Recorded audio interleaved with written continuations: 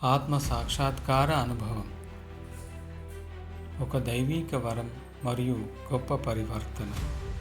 శ్రీనివాస్ గారికి జరిగిన అద్భుతం.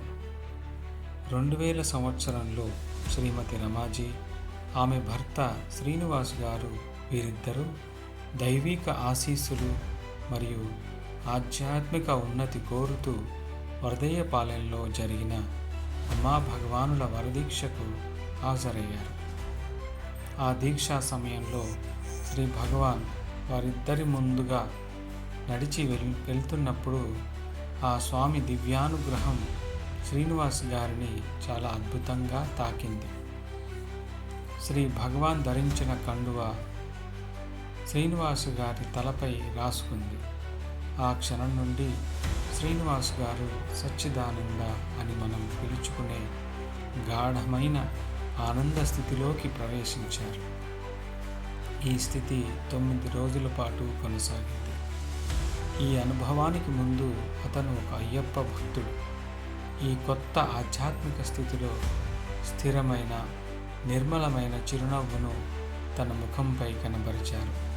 ప్రతిదాన్ని అసాధారణ సానుకూల దృక్పథంతో మరియు ఆనందంతో చూడటం ప్రారంభించారు. అతని కుటుంబం ఆ విధంగా ధన్యమైనప్పటికీ అతనిలో ఆ పరివర్తన స్నేహితులు, బంధువులు, సమాజంలో గందరగోళానికి దారితీసింది. శ్రీనివాస్ గారు మానసిక వ్యాధితో బాధపడుతున్నారని తప్పుగా అనుకున్నారు. నిరంతరం నవ్వుతూ ఉండటం, కళ్ళు మూసుకుంటూ ప్రాథమిక విధులను నిర్వహించడం, సామాజిక వ్యాపార లావాదేవీల నుండి ఉపసంహరించుకోవడం, ఇలాంటి ప్రవర్తన చుట్టుపక్కల ఆందోళనకు కారణమైంది. రోజులు నెలలు సంవత్సరాలుగా ఈ పరిస్థితి కొనసాగుతుండటంతో శ్రీనివాస్ గారికి ఏమి జరిగిందో అర్థం చేసుకోవడానికి కష్టమైంది. కుటుంబం కష్టాల్లో పడింది.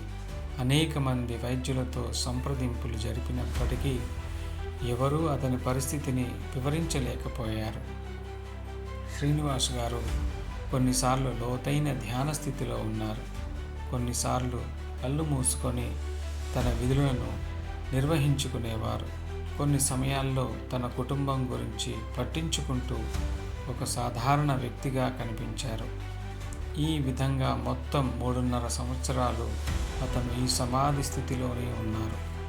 చాలా సమయం భావాతీతమైన చైతన్య స్థితిలో గడిపారు.